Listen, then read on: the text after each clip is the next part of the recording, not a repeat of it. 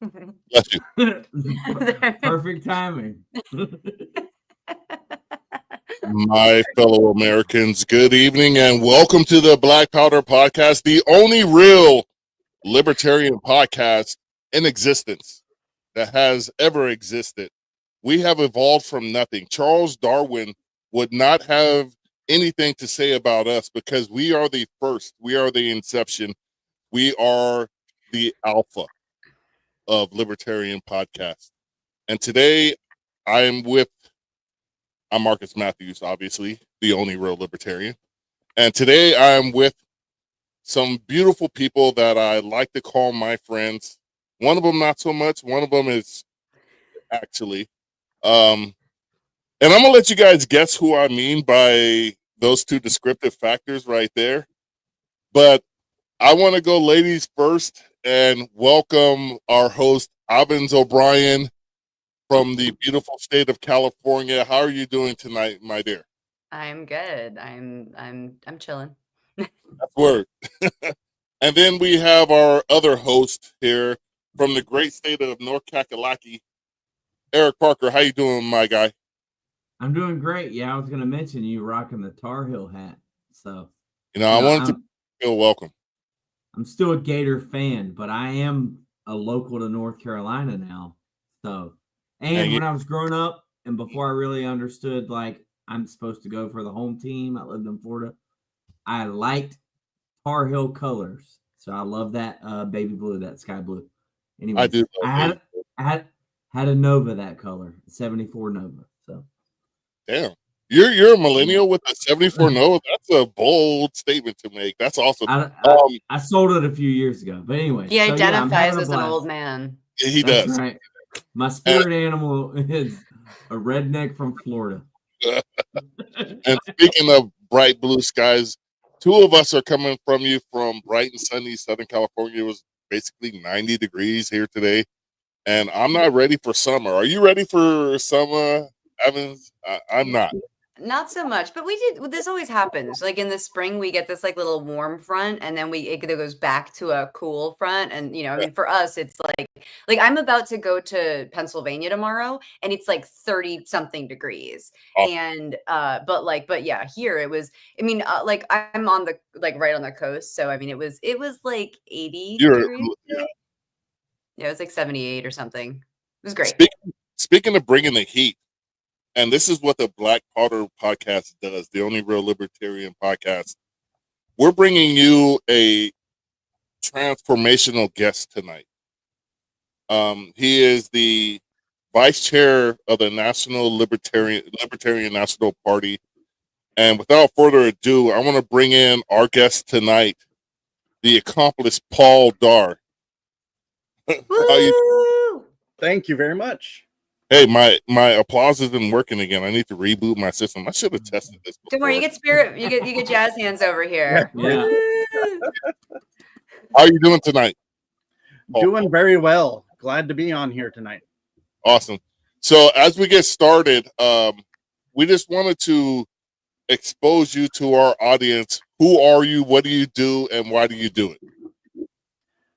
All right. So I'm the vice chair of the Libertarian Party.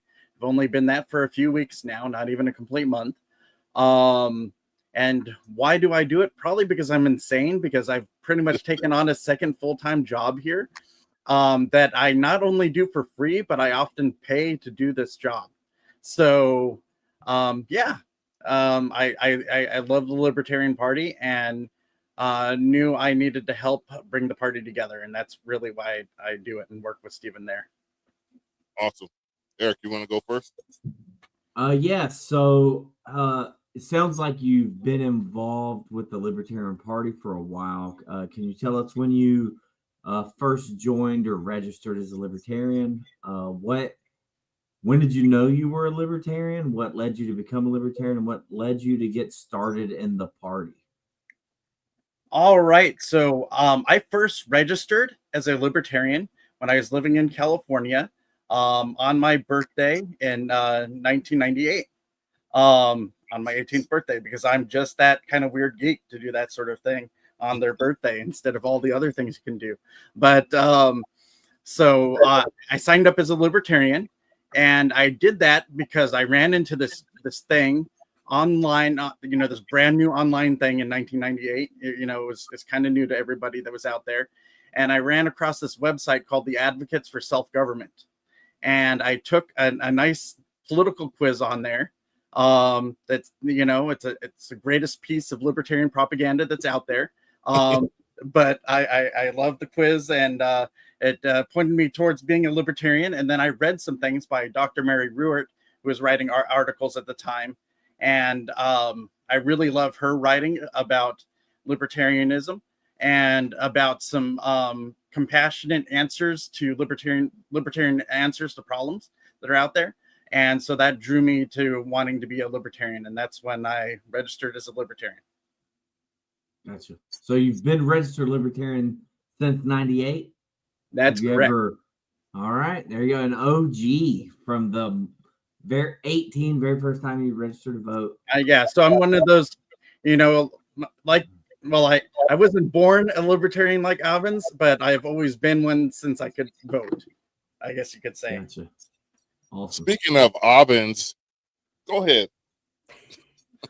So actually, Paul, I don't even know this stuff. So like obviously registered in 1998. When did you like start getting involved in the LP and like either running for something locally or like or internal party office stuff? All right, so that started end of 2005, beginning of 2006. So the time in between then. So I signed that all that up while I was in foster care. And so I aged out of the system, and, there's a couple different options you can do when you age out of the system. You can, go to jail for something, or you can join the military. So I joined the military. Maybe not the brightest decision in my life at the time, but that's what I did. Even while being a libertarian, I had some, thoughts where I thought I could be doing some good in the world. Then 9/11 happened. And then a little bit later, I didn't go to Afghanistan at that point, but in 2005, I went to Iraq for a year, and I got to see how the military operates. You're sending the military to go do this peacekeeping mission to change hearts and minds, while the military is really meant to go kill people. And so you're using the completely wrong tool for the job to be out there. And I got to see the waste while many of us were hopeful of doing things, and just kind of the weighing on my heart as we went through that experience. So I came back from that wanting to get involved in the party, and even, speaking in some anti-war events after I came back from my time in Iraq there. And went to a county convention a couple months after that, and then gone on as an at-large member of my county there. And then the chair quit at some point, so everybody voted me in because I was the most, sensible person out of those running at the time, I guess, for herding the cats, as it were. And wait, so is there a theme of you getting positions because someone else quits and everyone likes you? Is this the new conspiracy? That sounds like a game plan. I did voted in because people like me. Yes, that is a consistent theme. And it's strange. If you treat people with respect, they like you.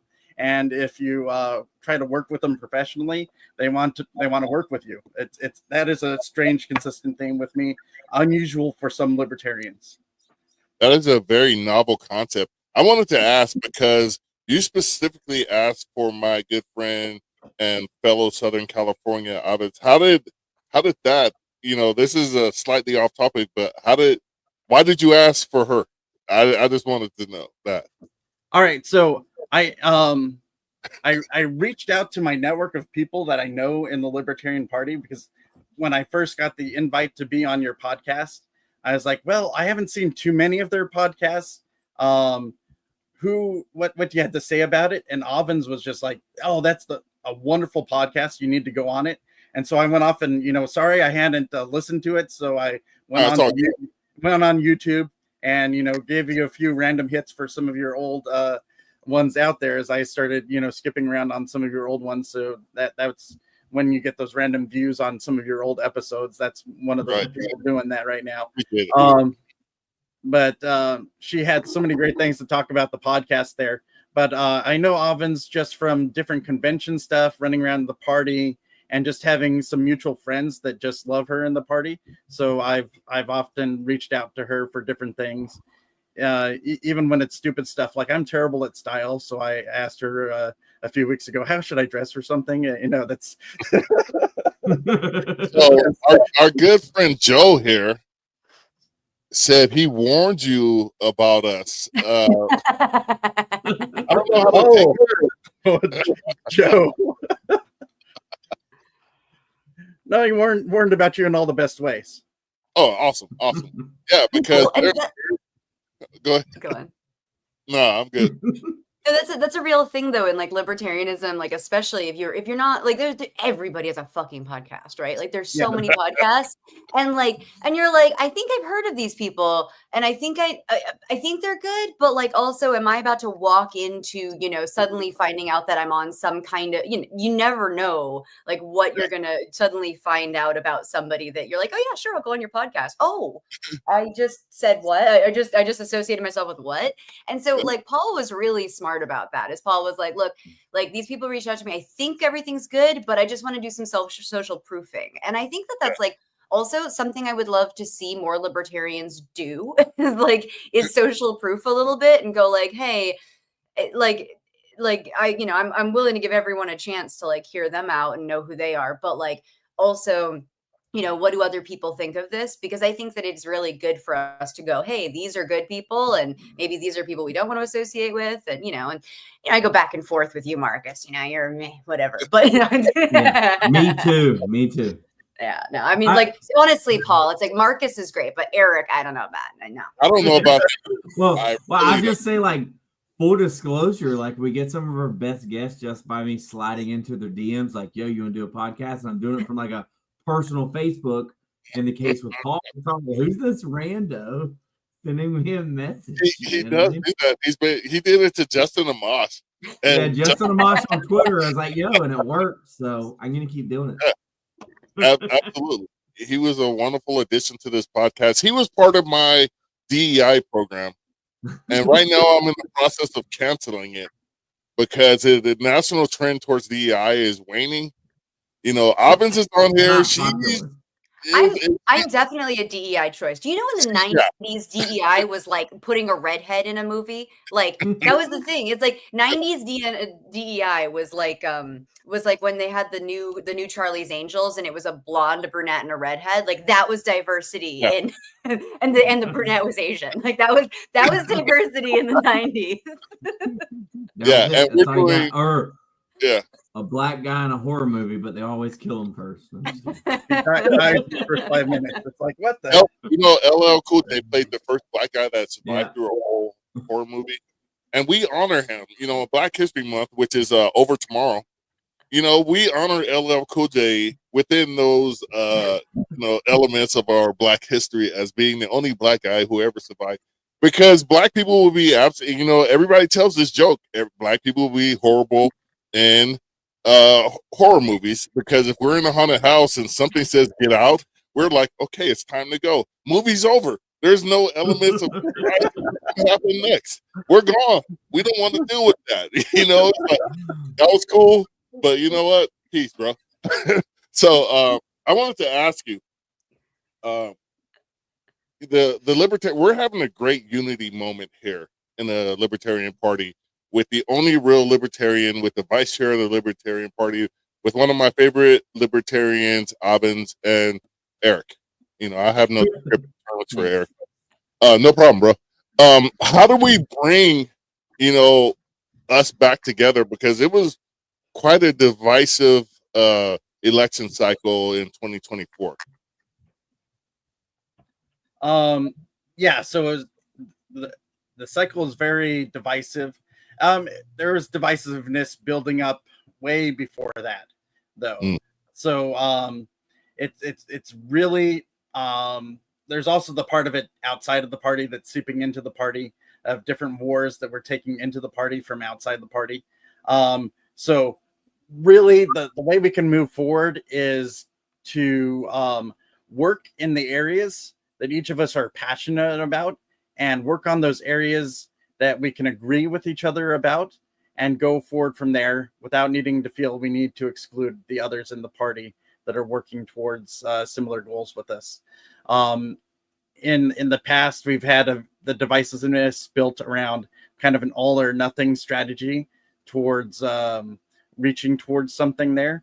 And there's many ways that we can just find what we identify that we work on, or just find others that want to work on the same goals. But if other people don't want to work on those goals, that's fine too. You just find your people to work on those goals.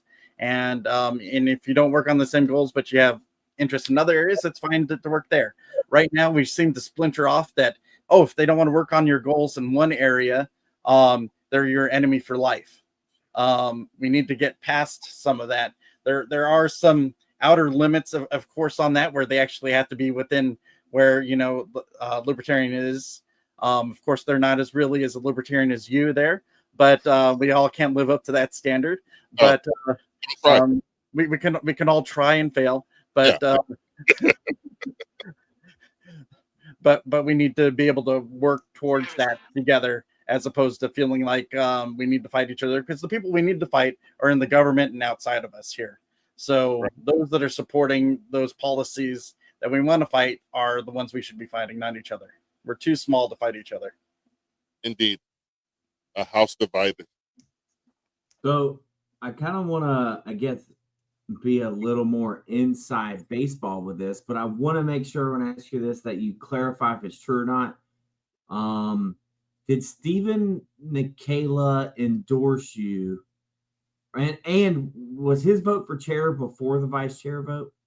And did he endorse you after he was chosen? He nominated me. So you could take that as an endorsement when somebody is the one going to be nominating you there. So is how I would take that. So my ideal situation, you mentioned Justin Amash earlier. I did have several talks with him and brought him into talks with other LNC members. I was really trying to get him to run for chair. I just couldn't close that deal with him there. He was not going. He just couldn't commit to it at that time. He has a lot of other commitments that are out there, and he normally thinks over his commitments for a long time. And we were basically trying to make him decide on that within a week, because we need to move forward as a party. Justin Amash has commitment issues. When he commits to something, he commits to 100% to something. So he needs to be ready for that when he's going for it. So he decided he wasn't going to be running. So the next best option ended up, well, at first I was just going to be glad to have Stephen as being the vice chair to him if that was what was going to happen. But I feel Stephen as chair and me as vice chair, we were bringing two different parts of the party together, really. Mm-hmm. Stephen is a former member of the Mises Caucus. I am still a member of what's called the Classical Liberal Caucus, which many people feel are, and I'm on the board there still, though trying to find replacements as I can. But people feel like those are different sides of the party right now. So us trying to work together is us trying to put into practice bringing the party together there. And when we talk, you might hear different, things of our personal interest that come out there. And we do come from different mindsets on a few things, but we have down together what's important for our goals for the future. Gotcha. Okay, and that was kind of what I was going to get into, the inside baseball, the MC, CLC, but you covered it. So that's great. I'm glad to have stolen your question. I just want to point out the studious note taking by Avens here, and then we have a comment says the Avens show.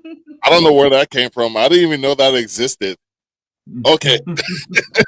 Now we know. Yeah, now you know what one of your viewers is. I'm with that. Okay. So I'm gonna hand off because she's been taking notes for the last 10 minutes, and I'm assuming it's like a paragraph's worth. So go ahead and have at it. No, I mean, I take notes so that, like, if somebody says something that I like, oh, that's great. I don't want to interrupt while they're talking. And so, like, I'll make kind of a little note about, like, oh, he said this or he said that. But I mean, everything that, like, it's funny because So I watched the whole thing. I watched the whole vote where we got the new chair and vice chair, which was a hellish process. But it was like 4 hours or something, wasn't it, Paul? Like it was like a 4-hour process. It was almost 5 hours by the time we got done, I believe. Yeah, It was long. it was nuts. And so I mean most of it was focused on the chair race, and like it really was a conversation about like what are like what's the next direction as a party, right? It's like, you know, we had Heiss versus Nikayla, and like and there were very strong opinions on both sides. I really think what I really appreciated in that moment was that Nikayla, after Nikayla won, he nominated you, which I think was really showing, hey, like I'm here to be, you know, the leader for everybody. You know, it's like it's almost like a cliche in politics to be like, well, I'll be the president of all Americans, not just the ones who voted for me. But it really felt like Nikayla was very much showing that. Liz was showing this kind of, I want to be a chair for everyone. And so I've noticed that, like, you know, one, he nominated you. You know, I know that it started to be contentious, and then people were like, you know what, let's just go with it. And so I actually like really appreciated how that played out. And then I saw that like right away, like you and Steven just started getting to work on like, you know, how can you start improving like the messaging of the national party, of the Twitter, of the everything. And I've been watching it. It feels like both of you are a million times more responsive than either of the previous people in your position. Like that's just, I'll just say it like that. And it just feels like both of you are like engaged in the membership, right? You're engaged with the members and who your like who your constituents are, and you're both engaged with them and you're responsive to them, and you're going, hey, I hear that what you're looking for is more of this or that. And so, I mean, I guess that's not really a question, but I just like I feel like you feel free to talk about that. That's a segue. Yeah, go ahead. Yeah, that's awesome. Yeah. We definitely are engaged in talking with individuals and hearing what they want to hear, and or telling us what they want. So we've even since then we set up a meeting with the board of the Mises Caucus and the board of the CLC, and had each of them drill us with their different questions and answers there, so we could get different sides of things. We've What about the radical caucus? Not yet, not Caucus. yet, but I can talk to some others about that and see if we want to set that up. That'll be even more hardcore for probably both of us, because you know I get both sides sometimes from that. They're like, Paul, we love you, and then we hate you at the same time for not going far enough on sometimes. Okay, I get it. Which is really funny, because back when the Radical Caucus was pretty much just a Facebook like page group, I technically would have been a member at like near the beginning of it, because that was like post 2006. There's a lot of history in how the Radical Caucus came back and all of that, until they got more formal and how they did things. But anyways, reaching out to members. I was already one of the people that probably communicated with members the most on the board openly anyways. So while I was a region rep prior to being elevated, I started a Discord for my region, and was trying to get everybody that in my region to join that Discord that wanted to, so that they could, you know, communicate to us within the region there. And I would regularly give out reports to individuals there on what was going on and why I was voting different ways, things like that. And then there's just different areas that libertarians are at that I would just make sure to be communicating with. So each of us are listening to what people want. We can't make everybody happy, because, you know, get 100 libertarians, you'll get 100 different ideas of how any one thing should be done or whatnot. But we try to follow the platform of the party, the main principles we have, and listen to people out there.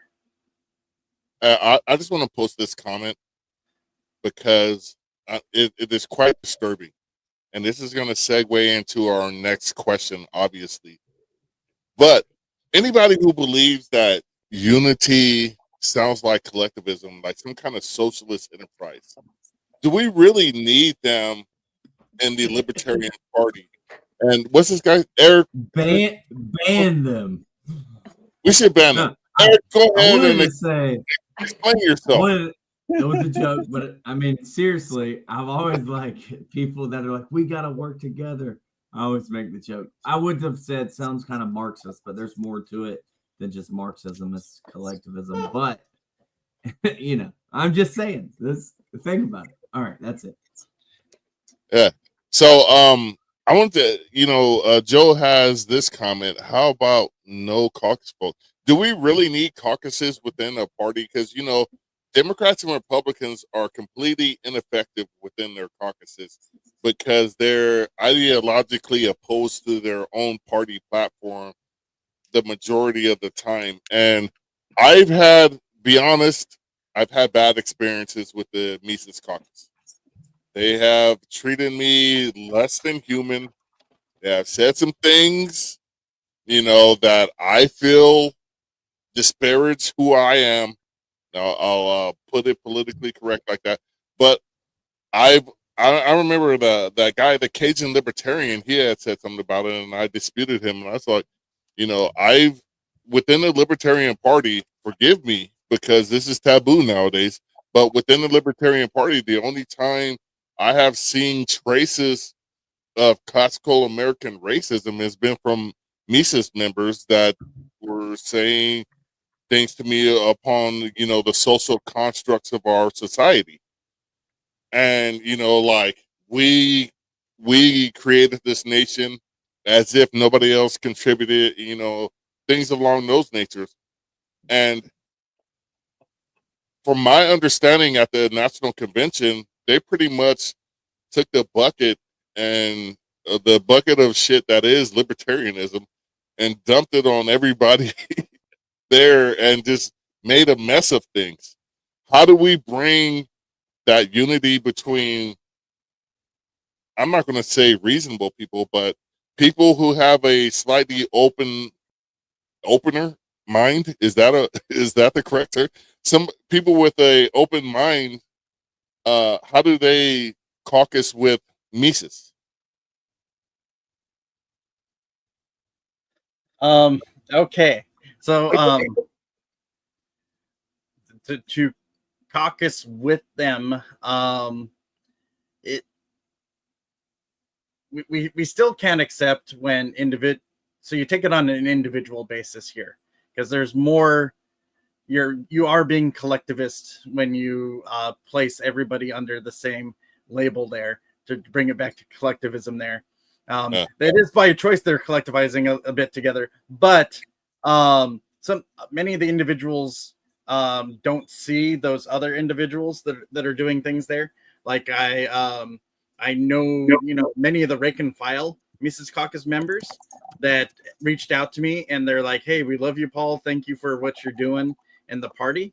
While I've had some very, I should say, higher end leadership individuals that I can tell that just don't like me under the surface there, and I'm just nice and polite back to them about things going forward. But the individuals that are having bad behavior, that should not be acceptable in the Libertarian Party, and you treat it on an individual basis there. And I always believe in calling out the specific behavior that's going on there, or the specific bad point that they're making there. Sometimes people will kind of generalize and make a bad argument of their own against something that's bad that's going on within the party. Always be very specific and point it out to individuals of why it's bad, why we need to change that behavior, and we need to go forward. So we shouldn't accept those types of behaviors from individuals that are making you feel not welcome in the party, Marcus, or that are making some of my friends that that are gay members of the party that felt very not friendly by various members of the caucus there. While some members of the caucus are gay themselves and never experienced that, so it's a very mixed broad thing that you need to take that individual by individual and deal with those individuals on that basis. In addition, when we were talking about caucuses and all that, I have like I've said, I've been in the party there's people that have been in the party longer than me, but I've been in the party for a while. So when people talk about caucuses and their experience with the Mises Caucus and hating all caucuses because of that experience, that to me, that has been a very recent development in the party. Back when, you know, I got very active in the party, you had, say, the outright libertarians was the biggest caucus in the LA area when I was out there.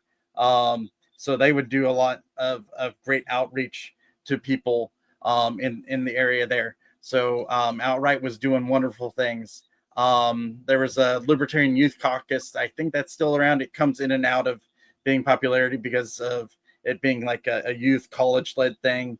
Once people age out, that drops off and then gets reinvented a few years later. So they had a brief instance of doing well there. And then of outreach. So I think the best use of caucuses in the party is outreach to bring people into the party.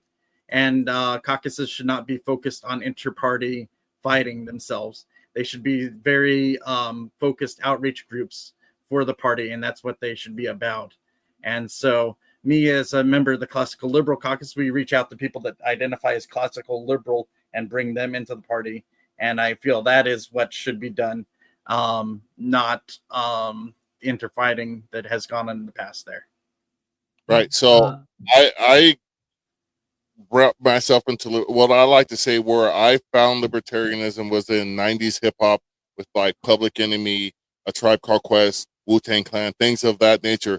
But one of the things that when you were speaking that struck me is what my dad said to me. And my dad grew up in Alabama during the Jim Crow era, graduated from high school in 1968, attended segregated schools until he went to college in the fall of 1968. And he went to SMU, one of the first black guys there. And what he told me, and several times when I was growing up, he says, you take every individual as they come. However that individual treats you, that's how you know who they are. And that's one of the primary messages that I found within the Libertarian Party is you treat everybody as an individual. Now, when I said the Mises thing or Mises, wait, so is it Mises or Mises? I'm terrible at pronunciation, so I'm not the best guide on that. I had to go to some speech development as a kid because you wouldn't believe it now, but I spoke a combination of Spanish and English as a kid just from where I was growing up, and then they had me completely do English because I couldn't do either properly. Spike Cohen told me Mises when he was on here. And it's Mises. Was it Mises? Well, he corrected me because I was like Mises, or at any rate. Mises like Reese's Pieces. Okay, so Mises. So Paul, you grew up within technically and you've mentioned it, growing up in foster care. That's a government system. What was your take? What did the government system you grew up in? You say you took that quiz. But was that quiz because of how you reacted to the government as a child being part of that system? Oh yeah, definitely. So yeah, I was under the tender, loving care of the government, and it's as great as you can imagine. They would regulate how hot your water heater could be. So, the first person in the house gets a nice warm shower, and everybody is immediately, might turn to cold partway through because you don't want it to be hot enough for anyone to accidentally burn themselves. Not that they could actually feel the water, and there was no like small children in the house anyways. And that's just the beginning. You could only be away from the house so many hours, yada, yada, yada. So I might be unusual in how I am in the party, but I became I went to a different foster home when I was 16, and I became very active in my church as my way to rebel against the foster care system, because we have this great thing called the First Amendment. And so I was at church stuff all the time, and I was like, yeah, please stop me so that I can sue you and make me very rich and have something, but they never, stopped me because they never tested me. I guess they knew I was very serious about that at the time. So I would just push all the boundaries that I could. Every teenager thinks they were smart, but I was at the time, so that I could push the boundaries and know the rules better than the individuals there, and do that. So when I got into looking into politics, as I say, I was just an unusual guy like that at that age, probably. Libertarianism came naturally to me because I knew that people should be free, and had grown up with that not being free. Very basic. So, oh, my bad. We kind of left the conversation earlier, but about the caucuses, then we could drop it. But I did want to make the point, and Paul, I love your idea that they should be focused on outreach outside of the party. I'm not a caucus guy, but I think originally, like, Mises caucus was really good at like reaching out and recruiting new people to the party. Yeah, so there was a lot of different techniques that were used by them for outreach outside of the party, and some of them were very effective, and some of them brought in a lot of people to the party. So if I had any wish for that caucus, is that they would concentrate on just bringing people into the party, because our membership numbers are way low right now. We need new people into the party. If they actually concentrated on Austrian economics and bringing people in under those specific principles, that would be great. I've probably read more Mises than some of the members of the caucus there, so they would be also great if they've read some of that themselves and were able to share that with others. Yeah, so if they concentrated on that and brought people in that way, that would be wonderful for the party. At the very inception, before they became,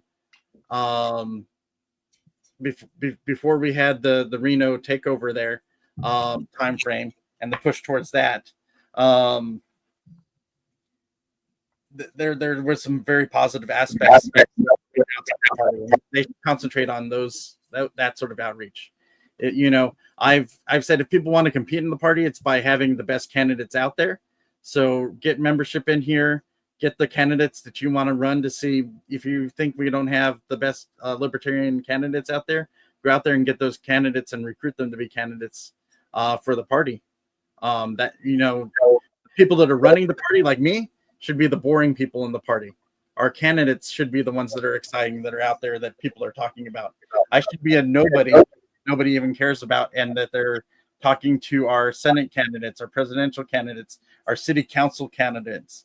We have many people out there, running for school boards that are doing some great stuff out there. Yeah, like Ryan Woodcraft. Joe just, yeah, that's guy out in El Paso is wonderful that is running for the school board out there.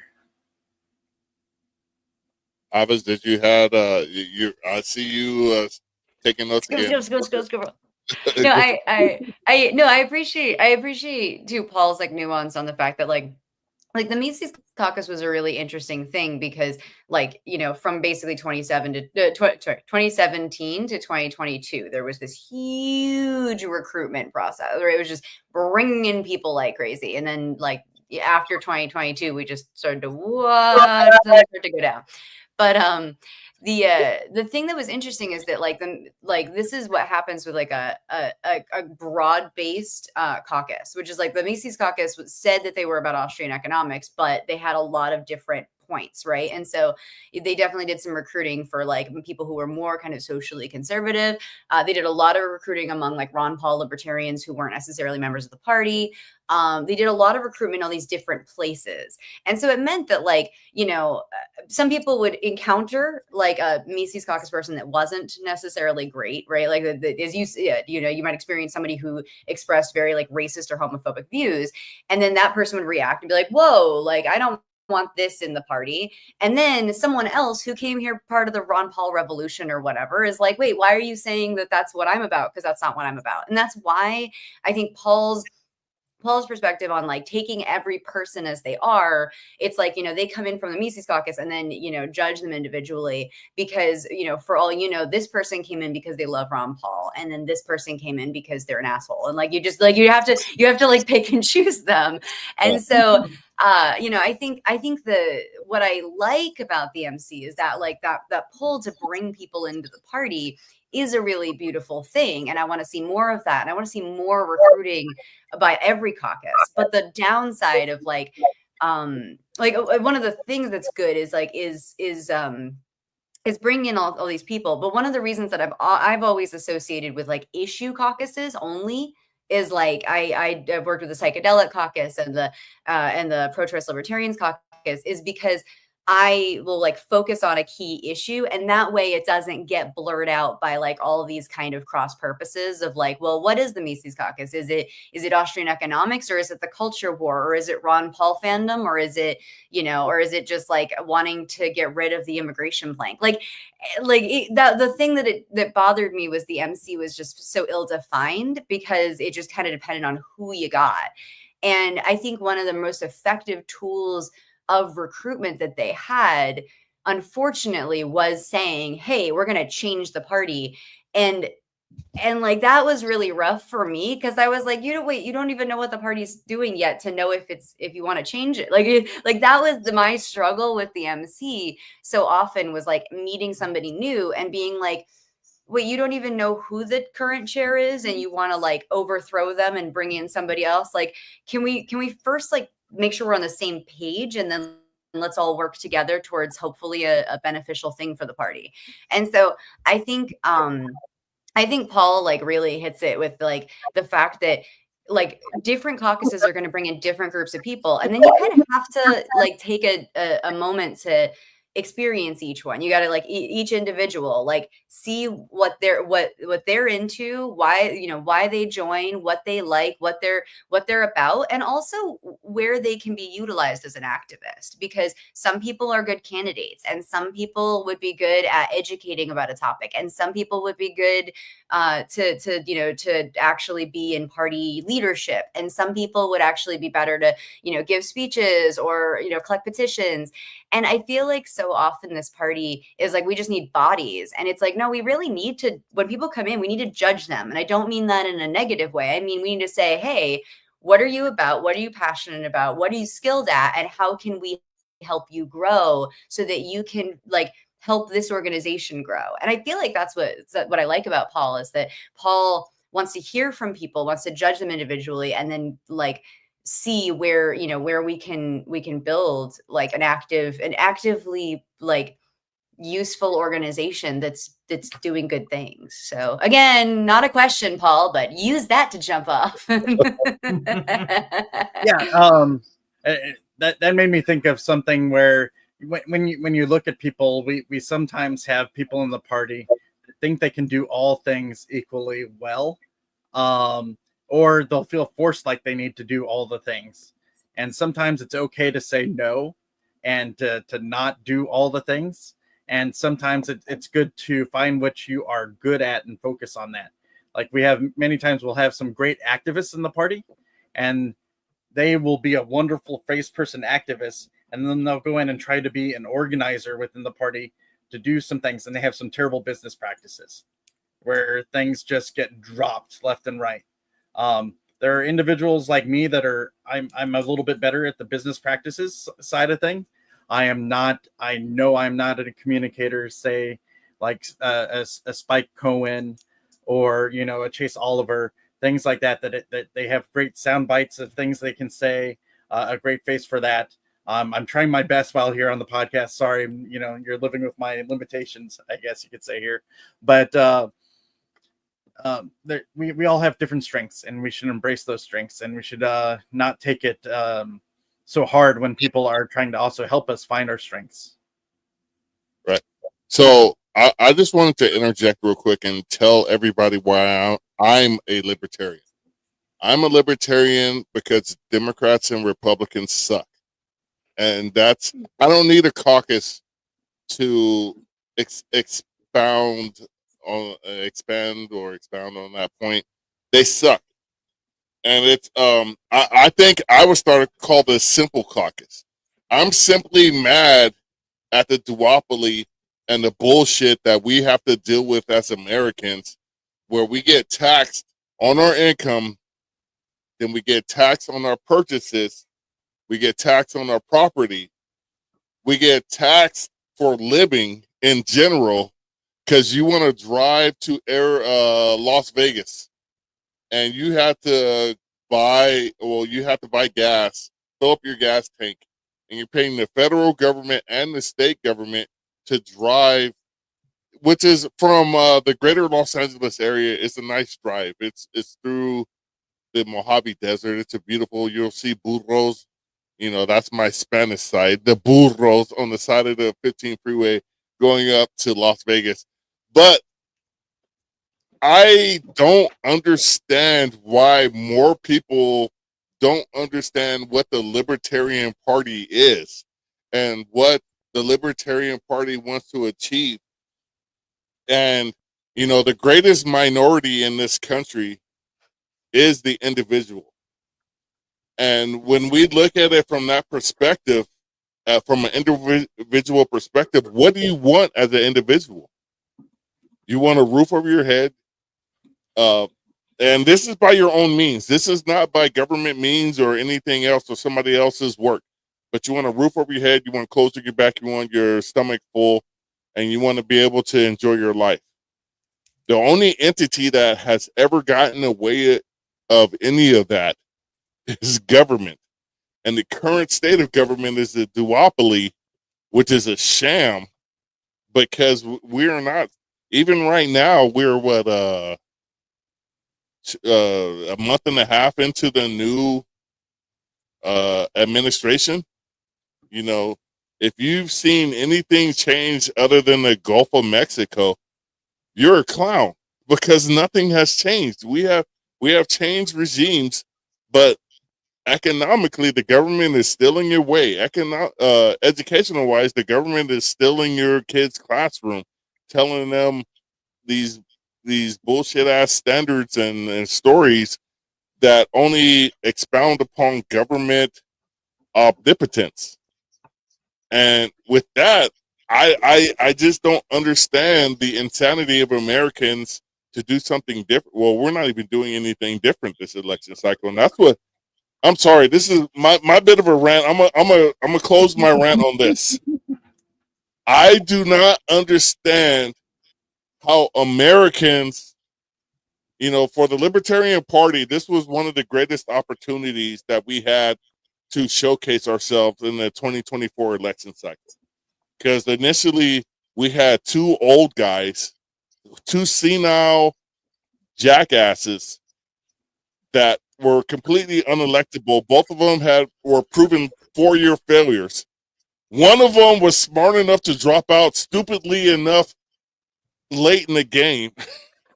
and they brought in an equally, if not more effectively, failure in Kamala.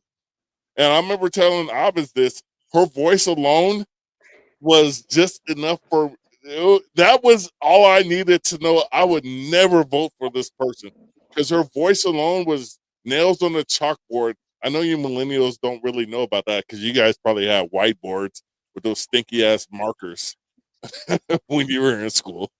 But I had chalkboards, and we used to sniff the chalk dust because we were fucking rebels when I was a kid. You guys can sniff. When you guys sniff the markers, you guys just kill brain cells. So I think Generation X was more effective. At any rate, Paul, do you think the Libertarian Party, after I'm not going to wish failure upon this current administration, but I'm only basing it off of the previous time they were in power where they failed. I'm not too confident in their success ratio.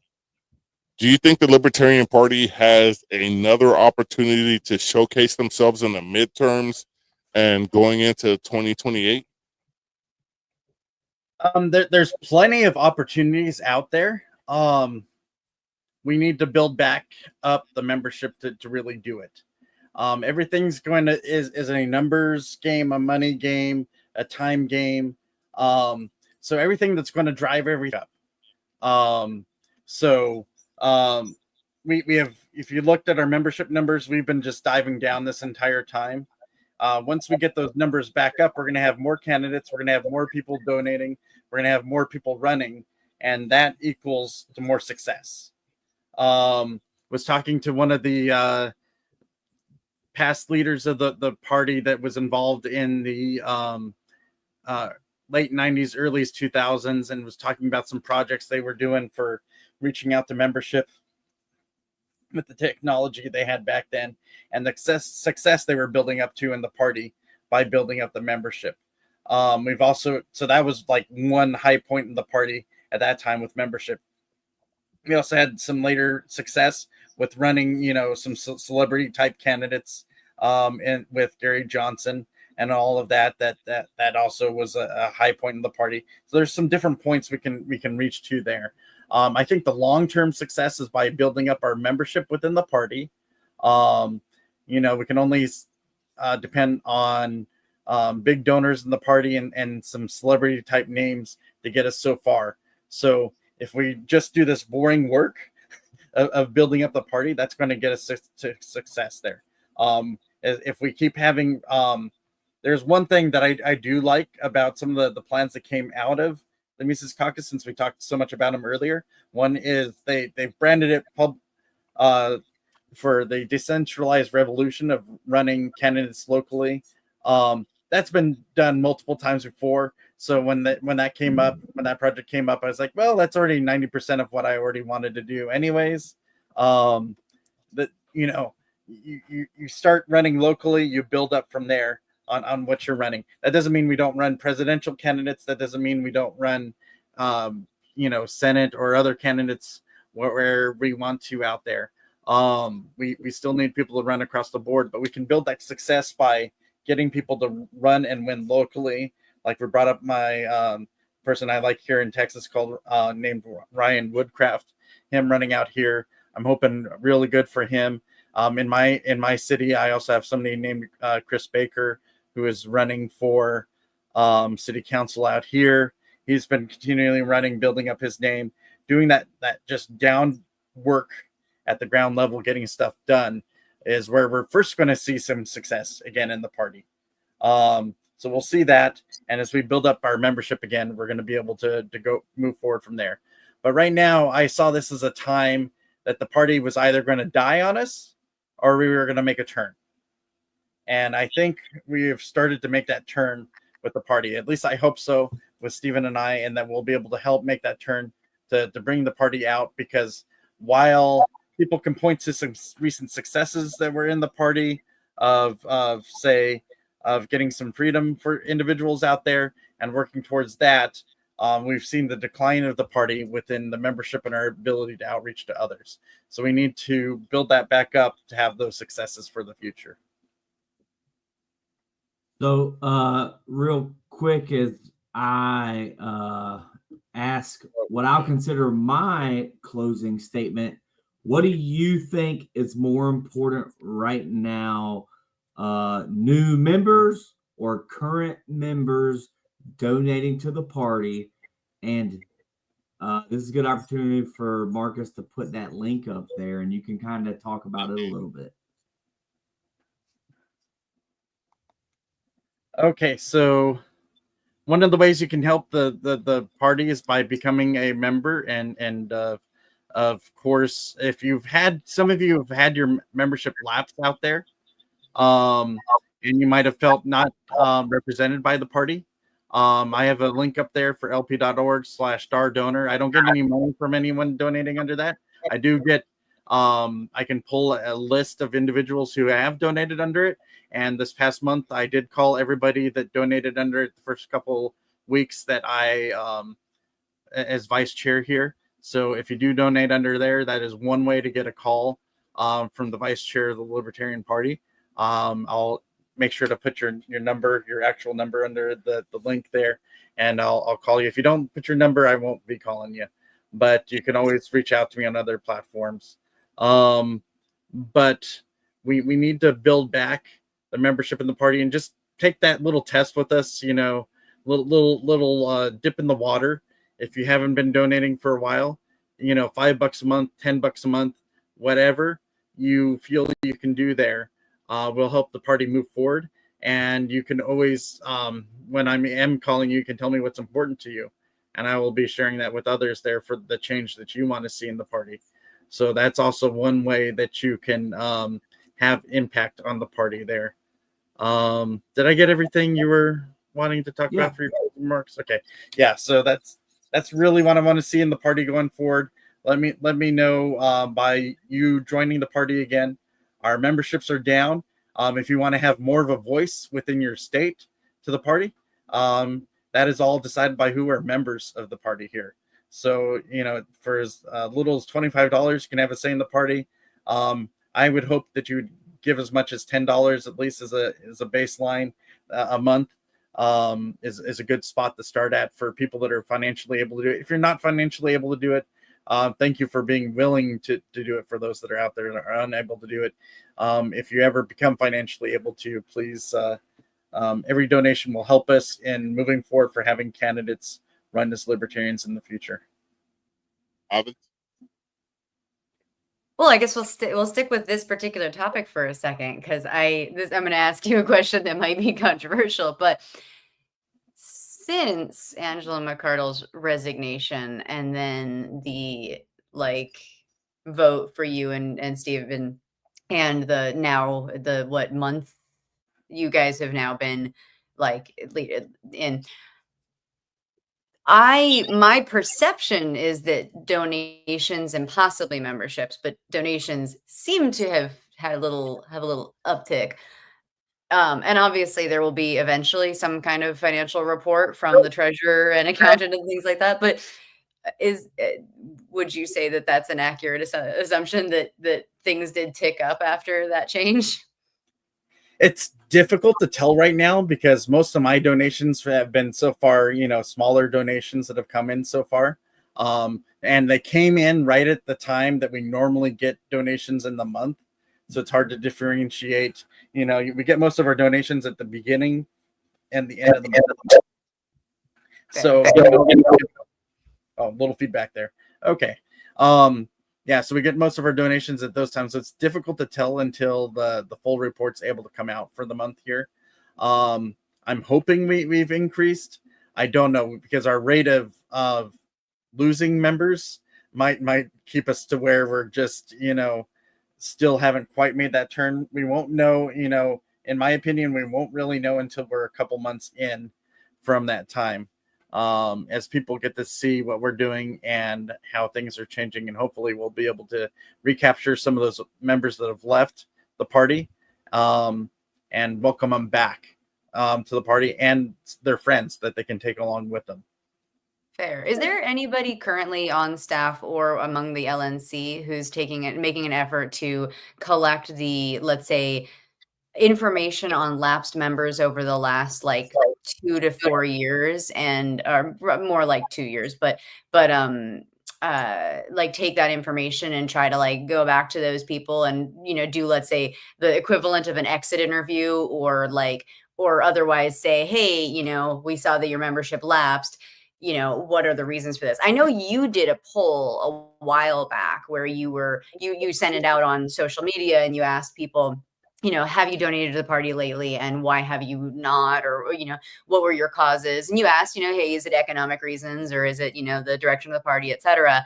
And I really appreciate that. But is there someone who either on the LNC or on staff who might be doing that in a much more methodical way of saying hey, we have a list of former members, and we can check in with them, let them know what's changed, what's the same, why did they leave, and kind of move things in that, with that, is there anybody doing that? They sent out their own survey a little bit ago on that, so many people did get that in their mail from the LNC. I want to say that was 2 months back that they did the survey there too. They also send out renewal notices, and people give their input there on occasion. It's difficult to tell what the bias is in each of those scenarios there. because when people are very angry when they leave, they're more likely to respond with that. So it's difficult to tell what people who just left because they just don't have the money, or people who are just angry, and where that comes from. I think we'll get more of an answer as we've had this change, and we are doing outreach and having some ideas of how to better do that outreach to individuals. It'll be very telling in what the response is, as we've been dividing up those numbers. For example, for myself, for personal outreach, I got a large list of our largest donors. So I've been, personally calling those individuals there and trying to do outreach to there. And I had previously still keeping up trying to outreach to some of the people who live in my region, also kind of area to speak with.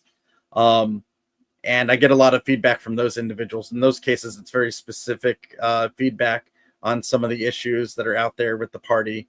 And there's some very specific asks that come out of that.